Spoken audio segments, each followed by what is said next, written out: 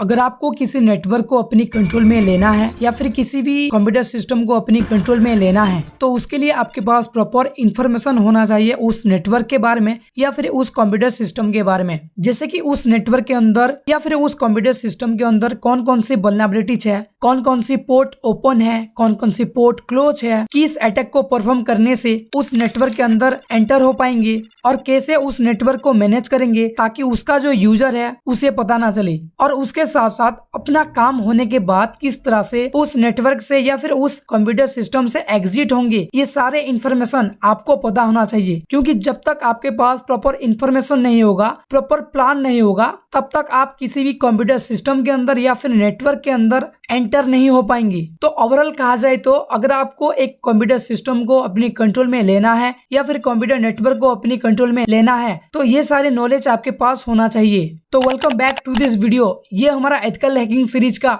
5th video है, जहां पर हम सीखेंगे कि आप किस तरह से किसी भी नेटवर्क के बारे में या फिर किसी भी कंप्यूटर सिस्टम के बारे में इंफॉर्मेशन गैदर कर पाएंगे। ओवरऑल कहा जाए तो इस वीडियो के अंदर हम फुटप्रिंटिंग एंड रिकॉग्निशन प्रोसेस को सीखेंगे, यानी कि इस वीडियो से ही सीखेंगे कि एक्चुअल्स में हैकर कैसे काम करते हैं एंड किन किन प्रोसेस को फॉलो करके अपनी टास्क को परफॉर्म करते हैं एंड सक्सेसफुली कंप्लीट करते हैं। और एक बात, कमेंट बॉक्स में बहुत सारे लोग ये कह रहे हैं कि वीडियो बहुत लेट आ रहा है, वीडियो टाइम पर नहीं आता है। तो मैं आपको बता दूं, मेरे घर के अंदर कुछ मेडिकल प्रॉब्लम्स है, कुछ पर्सनल प्रॉब्लम है, इसलिए वीडियो टाइम पर नहीं आ रहा है। तो ये प्रॉब्लम और एक वीक तक रहेगा, उसके बाद वीडियो टाइम टू टाइम आएगा। सो प्लीज यार वीडियो को जितना हो सके उतना शेयर करो एंड प्लीज वीडियो को जितना हो सके उतना लाइक करो, क्योंकि इतने सारे प्रॉब्लम के बाद भी मैं आपके लिए वीडियो लाया हूँ। प्लीज दोस्तों अपना सपोर्ट दिखाना। तो चलिए चलते हैं हम अपनी कोर्स की ओर।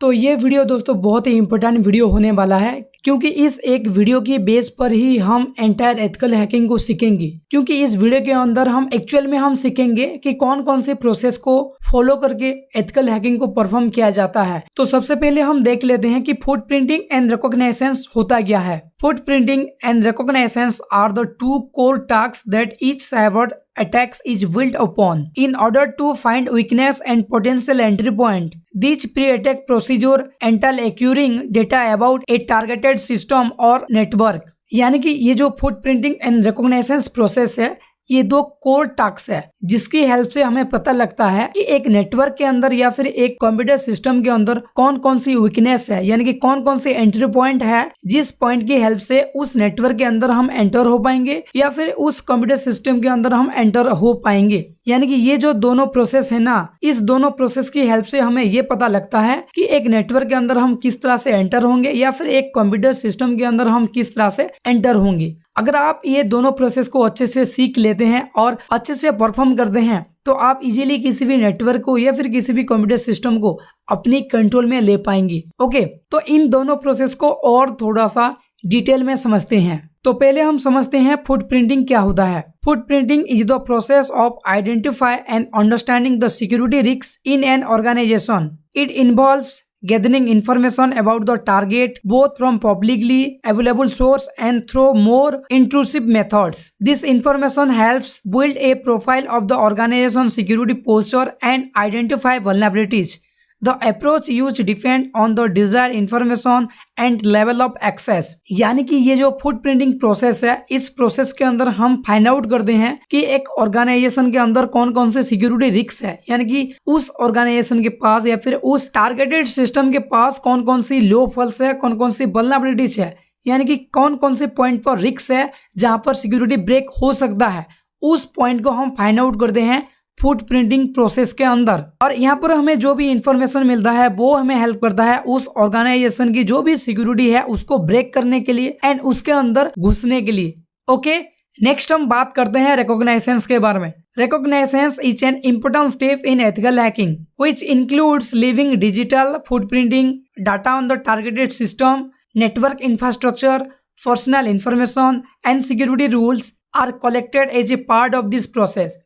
ये जो रिकॉग्निशंस प्रोसेस है ना दोस्तों, इस प्रोसेस के अंदर हम डिजिटली डेटा को कलेक्ट करते हैं, जैसे कि टारगेटेड सिस्टम के अंदर कौन कौन सा डेटा था या फिर कौन कौन सी डेटा है, नेटवर्क का इंफ्रास्ट्रक्चर क्या है, या फिर उसका पर्सनल इंफॉर्मेशन, या फिर उसका सिक्योरिटी रूल्स क्या था, उसका प्रोटोकॉल्स क्या था, इन सारे चीजों को हमें कलेक्ट करना पड़ता है रिकॉग्निशन प्रोसेस के अंदर। Finding potential attack routes and vulnerabilities is the aim of reconnaissance. Security policies, network specific employ contacts and hosts information for the vulnerability assessment are all piece of information that are gathered while accomplish this step। यानी कि इस process के अंदर हमें हर एक चीज find out करना पड़ता है जो कि हमें हेल्प करेगा किसी भी सिस्टम की सिक्योरिटी को ब्रेक करने के लिए, या फिर उसके अंदर जो भी वल्नरेबिलिटीज है उसको फाइंड आउट करने के लिए। ओवरऑल कहा जाए तो ये जो रिकॉग्निशन प्रोसेस है ये एक इंपॉर्टेंट प्रोसेस है एथिकल हैकिंग की फील्ड में, जिस प्रोसेस के अंदर हम कंप्लीट इंफॉर्मेशन गैदर करते हैं अपने टारगेट सिस्टम के बारे में या फिर अपने टारगेट नेटवर्क के बारे में, जो हमें हेल्प करेगा उस नेटवर्क के अंदर एंटर होने के लिए। तो यानी कि ओवरऑल कहा जाए तो जो फुटप्रिंटिंग है वहां पर हम फिजिकली इंफॉर्मेशन को कलेक्ट करते हैं, और जो रिकॉग्निशन है वहां पर हम डिजिटल यानी कि इंटरनेट की हेल्प से या फिर जो भी डिजिटलाइज डेटा है उसको कलेक्ट करते हैं। दोनों का मीनिंग सेम है, बट हमारा जो प्रोसेस, हमारा जो इन्वेस्टिगेशन प्रोसेस है वो थोड़ा सा अलग रहता है। ओके, तो नेक्स्ट हम बात करते हैं कि वल्नरेबिलिटीज होता क्या है।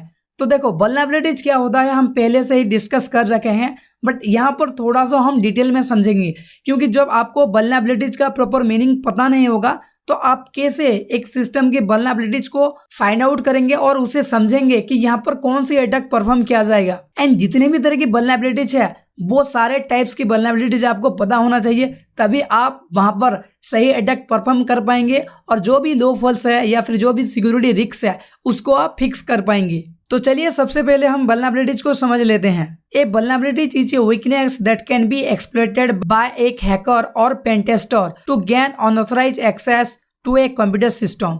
After exploiting a vulnerabilities, a cyber attack can run malicious code, install malware and even steal sensitive data. तो देखो वल्नरेबिलिटीज एक वीक पॉइंट होता है जिसके जरिए हैकर या फिर जो पेन टेस्टर होते हैं वो उस सिस्टम के अंदर एंटर होते हैं, वो भी अनऑथराइज्ड तरह से, यानी कि विदाउट परमिशन कंप्यूटर सिस्टम के अंदर या फिर एक नेटवर्क के अंदर एंटर होते हैं वल्नरेबिलिटीज की हेल्प से, और वहां पर वो अपने एक्सप्लॉइट को रन करते हैं या फिर अपने मैलिशियस कोड को रन करते हैं या फिर जो भी मालवेयर होता है उसको इंस्टॉल करते हैं, और हमारे पास जो भी सेंसिटिव डेटा होगा, सेंसिटिव इंफॉर्मेशन होगा उसको चुरा लेते हैं। यानी कि कहा जाए तो वल्नरेबिलिटी एक ऐसा चीज है जिसके जरिए एक हैकर या फिर एक पेन टेस्टर हमारे कंप्यूटर सिस्टम के अंदर एंटर होता है या फिर हमारी जो नेटवर्क है वहां पर एंटर होता है। तो नेक्स्ट हम बात करते हैं कि कितने टाइप की वल्नरेबिलिटीज होता है। तो देखो सबसे पहले होता है नेटवर्क वल्नरेबिलिटीज, और इस वल्नरेबिलिटीज को फाइंड आउट करने के बाद हैकर या तो नेटवर्क अटैक करते हैं या फिर हमारा जो फायरवॉल होता है उसके साथ छेड़छाड़ करते हैं, जिसको हम पुअर फायरवॉल कॉन्फ़िगरेशन कहते हैं। उसके बाद होता है ऑपरेटिंग सिस्टम वल्नरेबिलिटीज, जहां पर कुछ प्रोग्रामिंग एरर होता है या फिर सिस्टम फॉल्ट होता है, और यहाँ पर हैकर कुछ प्रोग्रामिंग की हेल्प से या फिर कुछ स्क्रिप्ट की हेल्प से हमारी ऑपरेटिंग सिस्टम को कस्टमाइज करते हैं और हमारे कंप्यूटर सिस्टम के अंदर एंटर होते हैं। उसके बाद होता है ह्यूमन वल्नरेबिलिटीज, जहां पर हैकर सोशल इंजीनियरिंग अटैक को परफॉर्म करते हैं, यानी कि वो हमें मैनिपुलेट करने के लिए ट्राई करते हैं, कुछ कॉल के जरिए या फिर कुछ मैसेजेस के जरिए हमें वो मैनिपुलेट करने के लिए ट्राई करते हैं, और जैसे ही हम उनकी मैसेज या फिर कॉल को रेस्पॉन्स करते हैं या फिर उनकी इंस्ट्रक्शन को फॉलो करते हैं, वैसे ही वो हमारे कंप्यूटर सिस्टम को अपनी कंट्रोल में लेते हैं। ठीक उसी तरह एक प्रोसेस वल्नरेबिलिटीज होता है, जहां पर अगर हम किसी तरह के वीक पासवर्ड को यूज करते हैं या फिर हमारा जो लॉगिन क्रेडेंशियल होता है उसको हम शेयर करते हैं किसी भी पब्लिक प्लेस पर या फिर किसी फ्रेंड को या फिर किसी सोशल मीडिया पर, तो वहां से भी हैकर हमारी इंफॉर्मेशन को कलेक्ट करके प्रोसेस वल्नरेबिलिटीज की हेल्प से हमारी कंप्यूटर सिस्टम को अपनी कंट्रोल में लेते हैं या फिर हमारे नेटवर्क को अपनी कंट्रोल में लेते हैं। उसके बाद और एक वल्नरेबिलिटीज होता है जो कि है मिसकॉन्फ़िगरेशन वल्नरेबिलिटीज, जहां पर जो डिफ़ॉल्ट यूजर नेम है या फिर डिफ़ॉल्ट पासवर्ड है उसके जरिए हैकर हमारी कंप्यूटर सिस्टम को कंट्रोल करते हैं या फिर हैक करते हैं, या फिर हमारी जितनी भी इंफॉर्मेशन है, सेंसिटिव इंफॉर्मेशन है, जैसे कि फाइल हो गया, डायरेक्टरी हो गया, उनको वो लोग एक्सेस करते हैं। बहुत बार हम क्या करते हैं कि जो भी डिफ़ॉल्ट पासवर्ड होता है उसको रहने देते हैं, हम अपनी खुद से उसको चेंज नहीं करते, तो ये बहुत ही डेंजर है हमारे लिए। तो वो आता है मिस कॉन्फ़िगरेशन वल्नरेबिलिटीज के अंदर। ओके, तो इतने तरह की वल्नरेबिलिटीज होते हैं, इनमें से किसी भी वल्नरेबिलिटीज की इंफॉर्मेशन अगर हैकर के पास है तो वो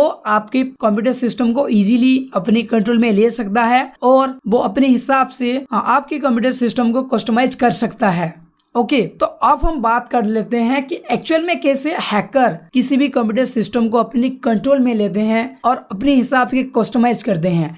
यहाँ पर जो हमने 5 प्रोसेस को डिस्कस करेंगे या फिर 5 स्टेप को डिस्कस करेंगे, ये बहुत ही इंपॉर्टेंट स्टेप होने वाला है, क्योंकि हम जब भी किसी भी कंप्यूटर सिस्टम के ऊपर या फिर किसी भी कंप्यूटर नेटवर्क के ऊपर अटैक परफॉर्म करेंगे, इन सारे प्रोसेस को फॉलो करके ही हम अपनी टास्क को कंप्लीट करेंगे और सक्सेसफुल करेंगे। तो एक हैकर का सबसे पहला काम होता है रिकॉग्नाइजेंस, यानी कि वो अपनी टारगेटेड सिस्टम के बारे में या फिर टारगेटेड नेटवर्क के बारे में प्रॉपर इंफॉर्मेशन कलेक्ट करता है। तो देखो, रिकॉग्नाइजेंस 2 तरह की होती है, एक है एक्टिव और दूसरा है पैसिव। एक्टिव रिकॉग्नाइजेंस के अंदर आप डायरेक्टली किसी भी टारगेटेड सिस्टम के बारे में या फिर टारगेटेड नेटवर्क के बारे में इंफॉर्मेशन कलेक्ट करेंगे, और पैसिव रिकॉग्नाइजेंस के अंदर आप इनडायरेक्टली, यानी कि आप इंटरनेट की हेल्प से या फिर आप किसी फ्रेंड की हेल्प से या फिर किसी और थर्ड पार्टी प्लेटफॉर्म की हेल्प से आप टारगेटेड सिस्टम के बारे में या फिर टारगेटेड पर्सन के बारे में इंफॉर्मेशन कलेक्ट कर पाएंगे। फॉर एग्जाम्पल, अगर आपको किसी भी पर्सन के बारे में इंफॉर्मेशन कलेक्ट करना है तो या तो आप उसको डायरेक्टली मैनिपुलेट कर सकते हो, जो जिसको हम सोशल इंजीनियरिंग कहते हैं, उसको आप कॉल के थ्रू या फिर मैसेज के थ्रू या फिर इंटरनेट के थ्रू डायरेक्टली उसके बारे में आप इंफॉर्मेशन कलेक्ट कर पाएंगे। ठीक उसी तरह पैसिव रिकॉग्नाइजेंस की बात किया जाए तो आप उसकी फ्रेंड की हेल्प से या फिर उसकी सोशल मीडिया जो है उसकी हेल्प से जब आप उसके बारे में इंफॉर्मेशन कलेक्ट करेंगे, उसको हम पैसिव रिकॉग्नाइजेंस कहेंगे। तो आप इसी दोनों प्रोसेस की हेल्प से किसी भी टारगेटेड विक्टिम के बारे में इंफॉर्मेशन कलेक्ट कर पाएंगे, एंड इस प्रोसेस को रिकॉग्नाइजेंस कहा जाता है, जहां पर आपको प्रॉपर इंफॉर्मेशन कलेक्ट करना है विक्टिम के बारे में। उसके बाद आता है स्कैनिंग। तो ये जो स्कैनिंग प्रोसेस है, ये दूसरा प्रोसेस है। जब आपके पास थोड़ी बहुत इंफॉर्मेशन हो जाएगा आपकी विक्टिम के बारे में, आपके टारगेटेड मशीन के बारे में, उसके बाद आप उस नेटवर्क पर स्कैनिंग परफॉर्म करेंगे, यानी कि ओवरऑल आप स्कैन करेंगे कि वहाँ पर कौन कौन सी पोर्ट ओपन है, कौन कौन सी पोर्ट क्लोज है, कौन कौन सी वल्नरेबिलिटीज है। इन सारी चीज़ों को आप स्कैनिंग प्रोसेस के अंदर फाइंड आउट करेंगे। तो देखो, स्कैनिंग करने के लिए आपको बहुत सारा फ्री इंस्टॉल टूल मिल जाएगा काली लिनक्स के अंदर। अगर आपने लैब सेटअप वाला वीडियो नहीं देखा है तो आप लोग जाओ नीचे डिस्क्रिप्शन में, एंड ऊपर आई बटन पर भी आपको वीडियो मिल जाएगा, एंटायर प्लेलिस्ट का वीडियो मिल जाएगा। आप जाकर पहले अपना लैब सेटअप कर लो, क्योंकि इस वीडियो के बाद हर एक वीडियो के अंदर आपको प्रैक्टिकल देखने के लिए मिलेगा, जिससे आप अपनी जर्नी को कंप्लीट कर पाएंगे। तो स्कैनिंग परफॉर्म करने के लिए आपके पास बहुत सारे प्री इंस्टॉल टूल मिल जाएगा काली लिनक्स के अंदर, जैसे कि एनमैप हो गया, वाइटशार्क हो गया, मेटास्प्लॉइड हो गया।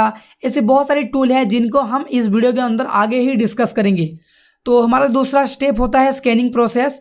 उसके बाद जब आप अपना स्कैनिंग प्रोसेस को कंप्लीट कर लेंगे, उसके बाद आपको स्कैनिंग की हेल्प से जितना भी इंफॉर्मेशन मिलेगा, उस इंफॉर्मेशन के बेस पर आपको उस विक्टिम के ऊपर अटैक परफॉर्म करना पड़ेगा या फिर एक्सप्लॉइट को रन करना पड़ेगा, जिसको हम कहते हैं गेनिंग एक्सेस। यानी कि इसी प्रोसेस के अंदर हम अपने टारगेटेड सिस्टम को एक्सेस करने के लिए ट्राई करेंगे। प्रीवियस दोनों स्टेप को फॉलो करके जितना भी इंफॉर्मेशन मिला होगा, उन इंफॉर्मेशन के बेस पर इस थर्ड स्टेप के अंदर हम अपनी जो टारगेटेड मशीन होगा उस पर अटैक परफॉर्म करेंगे और उसको अपनी कंट्रोल में लेने के लिए ट्राई करेंगे। उसको कहा जाता है गेनिंग एक्सेस। तो जैसे ही हमें एक्सेस मिल जाएगा, हम पूरी तरह से उस कंप्यूटर सिस्टम के अंदर या फिर नेटवर्क के अंदर अपनी कंट्रोल जमा लेंगे। उसके बाद नेक्स्ट प्रोसेस होता है मेंटेन एक्सेस।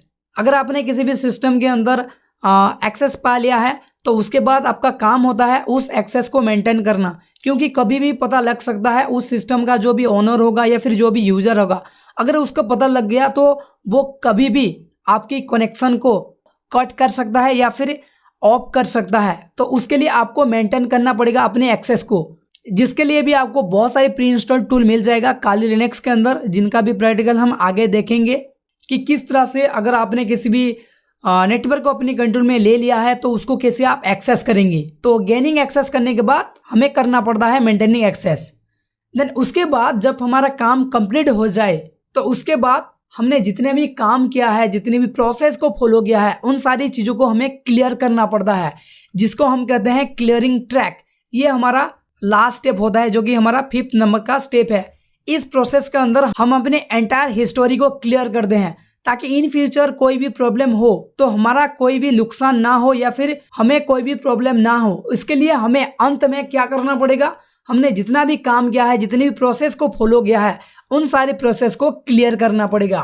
तो ओवरऑल दोस्तों आपको इन 5 स्टेप को फॉलो करके ही अपना एथिकल हैकिंग को परफॉर्म करना पड़ेगा, तभी आप सक्सेसफुल तरह से अपने टास्क को परफॉर्म कर पाएंगे। तो चलिए अब थोड़ा सा हम इन सारे प्रोसेस को किस तरह से प्रैक्टिकली परफॉर्म करेंगे उसके बारे में थोड़ा सा देख लेते हैं। तो यहाँ पर मैं आपको कुछ रिसोर्सेस बताऊंगा, कुछ वेबसाइट बताऊंगा, कुछ टूल्स बताऊंगा जिनकी हेल्प से आप इन सारे 5 स्टेप्स को परफॉर्म कर पाएंगे। और इन प्रोसेस को समझने के बाद हम प्रैक्टिकली भी देखेंगे कि कैसे हम इन सारे स्टेप को परफॉर्म करेंगे, इन सारी प्रोसेस को कंप्लीट करेंगे। तो देखो, अगर आपको किसी भी विक्टिम के बारे में इंफॉर्मेशन कलेक्ट करना है या फिर किसी भी ऑर्गेनाइजेशन के बारे में इंफॉर्मेशन कलेक्ट करना है या फिर किसी भी बड़ी कंपनी के बारे में या फिर वेबसाइट के बारे में इंफॉर्मेशन कलेक्ट करना है तो आप इन सारी रिसोर्सेज को यूज कर सकते हो। सबसे पहला है ऑर्गेनाइजेशन, उसका जो भी ऑफिशियल ऑर्गेनाइजेशन है आप वहां से इंफॉर्मेशन कलेक्ट कर सकते हो। जैसे कि मान लीजिए फेसबुक, हमें फेसबुक का जो ऑफिशियल वेबसाइट है उसको सिक्योरिटी देना है या फिर उसकी सिक्योरिटी को ब्रेक करना है, तो उसके लिए हमें जो फेसबुक का ऑफिशियल साइट होगा वहाँ पर जाना पड़ेगा। फेसबुक का जितना भी सेंसिटिव इन्फॉर्मेशन है हमें कलेक्ट करना पड़ेगा, तो उसके लिए हमारा जो ऑर्गेनाइजेशन का वेबसाइट है वहाँ पर जाना पड़ेगा। जैसे कि फेसबुक का ऑर्गेनाइजेशन वेबसाइट है www.facebook.com। मैं बता रहा हूँ यहाँ पर आपको फेसबुक को नहीं यूज़ करना है या फिर नहीं ट्रैक करना है क्योंकि ये इलीगल है। मैं आपको इसलिए प्रैक्टिकल नहीं दिखा सकता, बट नेक्स्ट वीडियो के अंदर हम प्रैक्टिकल जरूर देखेंगे। ओके, देन उसके बाद आप सर्च इंजन एंड इंटरनेट का यूज ले सकते हो। जैसे कि आपको पता होगा आप याहू का जो सर्च इंजन है उसको यूज में ले सकते हो, आप डक-डक-गो का जो सर्च इंजन है उसको यूज में ले सकते हो। गूगल के साथ साथ आप जितने भी सर्च इंजन के बारे में जानते हैं उन सारे सर्च इंजन को आप यूज में ले सकते हो इन्फॉर्मेशन को फाइंड आउट करने के लिए, क्योंकि अलग अलग सर्च इंजन पर अलग अलग इन्फॉर्मेशन शो करता है जो कि हमें बहुत ही ज़्यादा हेल्प करेगा अपनी विक्टिम के बारे में इन्फॉर्मेशन कलेक्ट करने के लिए। तो आप अलग अलग सर्च इंजन को सिलेक्ट करें एंड डिफरेंट तरह की इन्फॉर्मेशन को कलेक्ट कर पाएंगे। उसके बाद कुछ स्पेसिफिक वेबसाइट है जहाँ पर हमें प्रॉपर इन्फॉर्मेशन मिलेगा अपनी विक्टिम के बारे में, जिसकी उसका आईपी एड्रेस क्या है, उसका लोकेशन क्या है, वो कौन से सर्वर पर रहकर काम कर रहा है, इन सारी चीज़ों का भी हमें एथिकल वे में इन्फॉर्मेशन मिलेगा। उसके लिए आप व्हिच जो वेबसाइट है उसको आप यूज़ करेंगे या फिर जो ग्राविफाई आईपी लॉगर जो वेबसाइट है उसको भी आप यूज़ कर सकते हैं, या फिर जो मेजर आईपी एड्रेस है इस वेबसाइट को भी आप यूज़ कर सकते हैं। उसके बाद हमारे पास कुछ प्री इंस्टॉल टूल होते हैं जहां से हम इंफॉर्मेशन को इजीली कलेक्ट कर पाएंगे। जैसे कि काली लिनक्स पर बहुत सारे प्री इंस्टॉल टूल है, जैसे कि एनमैप है, जेनमैप है, व्हिच लुकअप है, मेटास्प्लॉइट है, एनएस लुकअप है, ऑसिंटग्राम है, वाइटशार्क है, माल्टेगो है। ऐसे बहुत सारे प्री इंस्टॉल टूल है जिनका प्रैक्टिकल हम आगे आने वाले वीडियो में देखेंगे। 1 बाय 1 हम हर एक टूल्स के बारे में प्रैक्टिकल सीखेंगे। तो प्लीज़ दोस्तों वीडियो को जितना हो सके उतना सपोर्ट कीजिए। तो चलिए थोड़ा सा अब इन सारे वेबसाइट के बारे में हम थोड़ा सा प्रैक्टिकल देख लेते हैं। तो यहाँ पर मैं अपनी काली मशीन के अंदर आ गया हूँ। यहाँ से मैं सबसे पहले अपना ब्राउज़र को ओपन कर लूँगा क्योंकि हमें वेबसाइट की हेल्प से इंफॉर्मेशन कलेक्ट कैसे किया जाता है ये जानना है। तो यहाँ पर मेरा ब्राउज़र ओपन हो गया है। मैं यहाँ पर न्यू टैब ओपन कर लेता हूँ। तो मुझे यहाँ पर अगर किसी भी वेबसाइट के बारे में इंफॉर्मेशन फाइंड आउट करना है तो कैसे करेंगे। तो यहाँ पर मेरे पास एक वेबसाइट है, जैसे कि आप यहाँ पर देख सकते हो एक वेबसाइट है। तो अगर आपको इस वेबसाइट के बारे में एक प्रॉपर इंफॉर्मेशन चाहिए तो आप कैसे निकालेंगे। तो क्या करना है, उसके लिए आपको जो व्हिच वेबसाइट है उसको ओपन करना है। तो उसके लिए मैं सिंपली यहाँ पर लिखता हूँ व्हिच। तो इतना लिखने के बाद आप जैसे ही यहाँ पर सर्च करेंगे यहाँ पर 2 रिजल्ट आपके पास आएगा। पहला है ग्रीन कलर में जो व्हिच है एंड दूसरा है रेड कलर में व्हिच। आपको इन दोनों वेबसाइट को ओपन कर लेना है। तो मैं यहाँ पर दोनों वेबसाइट को ओपन कर लेता हूँ वन बाय वन। यहाँ पर दोनों वेबसाइट लोड हो रहा है, लोड होने देते हैं। इन दोनों वेबसाइट की हेल्प से हम थोड़ी बहुत तो इन्फॉर्मेशन फाइंड आउट कर लेंगे अपने टारगेटेड वेबसाइट या फिर सिस्टम के बारे में। कैसे किया जाता है मैं आपको यहाँ पर बताऊंगा। तो आपको सिंपली क्या करना है, जो भी हमारा जो टारगेटेड मशीन है उसके अंदर जो भी वल्नरेबिलिटी है उसको फाइंड आउट करने के लिए सिंपली उसका जो URL है उसको कॉपी कर लेना है, उसको कॉपी कर लेना है। देन सिंपली यहाँ पर जो डोमेन नेम है यहाँ पर पेस्ट करके सर्च बॉक्स के अंदर पेस्ट करके यहाँ पर इसको सर्च कर लेना है। ठीक उसी तरह दूसरी वेबसाइट पर भी मैं जाता हूँ, यहाँ पर पेस्ट करके सर्च कर देता हूँ। ऑलराइट, तो पहले वाले से हम स्टार्ट करते हैं। तो देख सकते हो उसका रजिस्ट्रेशन नाम क्या है, उसका रजिस्ट्रेशन नेम क्या है, वो कौन से सर्वर को यूज़ कर रहा है, उसका रेफरल URL क्या है, वो कौन से डेट पर रजिस्टर्ड हुआ है, कौन से डेट पर एक्सपायर्ड होगा, कौन सी डेट पर अपडेट किया गया था। ओवरऑल ये सारे इन्फॉर्मेशन आपको मिल जाएगा। उसका नाम क्या है, एड्रेस क्या है, सिटी क्या है, ये सारी चीज़ें आपको मिल जाएगा। कब मिलेगा, जब आप यहाँ पर मैक के प्राइवेट नाव पर क्लिक करेंगे तो ये सारी चीज़ें आपको शो करेगा। आप एक बार यहाँ पर एक अकाउंट क्रिएट कर लीजिए, उसके बाद आपको ये सारा इन्फॉर्मेशन मिल जाएगा। यहाँ पर आप DNS रिकॉर्ड पर क्लिक करके इसका जो प्रीवियस DNS है, प्रीवियस होस्ट नेम है, उसके बारे में भी आप थोड़ा बहुत इन्फॉर्मेशन यहाँ पर कलेक्ट कर पाएंगे। यहाँ पर देख सकते हो बहुत सारा इन्फॉर्मेशन शो कर रहा है। ठीक उसी तरह डायग्नोसिस पर क्लिक करके ping command and trace route command को भी आप यूज़ कर सकते हो। जैसे कि मैं यहाँ पर क्लिक करता हूँ, यहाँ पर थोड़ी देर के बाद शो करेगा। तो यहाँ पर हमें कैप्चा फिल करने के लिए कह रहा है, तो मैं इसको फिल कर देता हूँ। तो देख सकते हो यहाँ पर पिंग कमांड सेंड हो गया है, यहाँ पर रिप्ले भी आ गया है। देन ठीक उसी तरह ट्रेस रूट कमांड भी यहाँ पर स्टार्ट हो गया है और रिप्ले भी आ गया है। तो ओवरऑल आप विदाउट किसी भी टूल्स की हेल्प से इन सारे इन्फॉर्मेशन को आप कलेक्ट कर पाएंगे इस वेबसाइट की हेल्प से।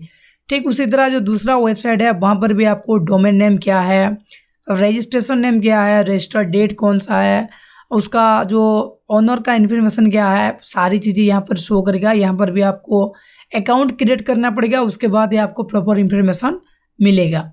तो आप इन दोनों वेबसाइट की हेल्प से थोड़ी बहुत इन्फॉर्मेशन कलेक्ट कर पाएंगे पर्टिकुलर वेबसाइट के बारे में।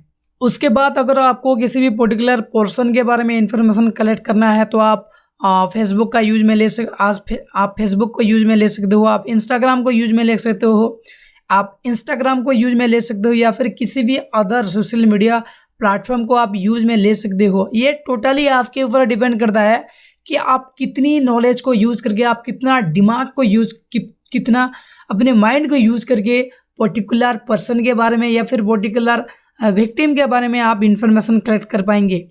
इसके बारे में मैं और नहीं बता सकता क्योंकि ये यूट्यूब पर इलीगल है। तो उसके बाद और एक वेबसाइट के बारे में हम बात करते हैं जो कि हमें हेल्प करेगा और थोड़ी सी इन्फॉर्मेशन को फाइंड आउट करने के लिए, जो कि है ग्राविफाई IP लॉगर। आपको इतना लिखकर सर्च करना है, यहाँ पर जो वेबसाइट है वो यहाँ पर शो करेगा। तो इस वेबसाइट का जो खास बात है ना, आप यहाँ पर एक लिंक जनरेट करके पर्टिकुलर विक्टिम के बारे में इंफॉर्मेशन कलेक्ट कर पाएंगे।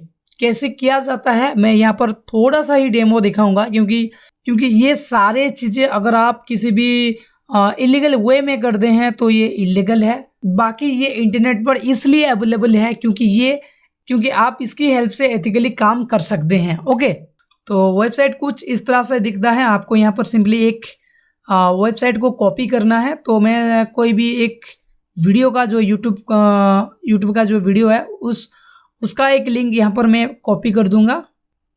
देन यहाँ से आपको किसी भी वीडियो का एक लिंक कॉपी कर लेना है।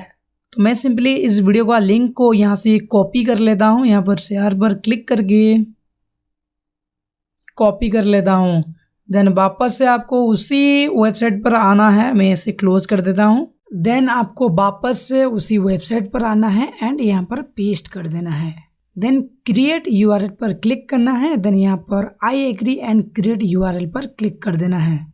तो यहाँ पर थोड़ा सा टाइम लगेगा, थोड़ा सा प्रोसेस होगा। उसके बाद यहाँ पर जो भी URL है, जो भी URL बनना होगा वो यहाँ पर बन जाएगा। ऑलराइट, यहाँ पर आप देख सकते हो, यहाँ पर ये लिंक यहाँ पर शो कर रहा है। आपको सिंपली इसी लिंक को कॉपी करना है। तो यहाँ पर जो लिंक ये शो कर रहा है इसको आपको कॉपी करना है, बट उससे पहले आपको ये जो स्मार्ट लॉगर है इसको ऑन करना है। देन उसके बाद ये जो हाइड बोर्ड्स है नीचे, इसको भी आपको ऑन कर लेना है। उसके बाद आपको इस लिंक को कॉपी करना है। मैं इस लिंक को कॉपी कर लेता हूँ। देन इस लिंक को आपको जहाँ पर भी सेंड करना है, जिसको भी सेंड करना है आप सेंड कर सकते हो। उसके बाद इस लिंक को जैसे ही वो ओपन करेगा, यहाँ पर उसका लोकेशन शो करेगा। जैसे कि मैं यहाँ पर खुद ओपन करके आपको दिखा रहा हूँ। पहले तो मैं इन सारे टैब को क्लोज कर देता हूँ ताकि ये जो ब्राउज़र अच्छे से चल पाए। ओके, देन यहाँ पर मैं पेस्ट कर देता हूँ इस लिंक को और एंटर प्रेस करता हूँ। तो जैसे ही इस लिंक को जिसको भी आपने सेंड किया होगा वो ओपन करेगा, यहाँ पर सिंपली यूट्यूब वीडियो जो हमने URL कॉपी किया था वो यहाँ पर प्ले हो जाएगा। जैसे कि आप यहाँ पर देख सकते हो ये प्ले होना स्टार्ट हो गया है, बट इसको मैं यहाँ पर क्लोज कर दूंगा क्योंकि ये कॉपीराइट आएगा। तो मैं यहाँ पर सिंपली स्किप करके मैं इस टैब को क्लोज कर देता हूँ। तो गाइस, यहाँ पर आपको क्या करना है, आपको यहाँ पर सिंपली इस एड्रेस को फिर से रिफ्रेश करना है।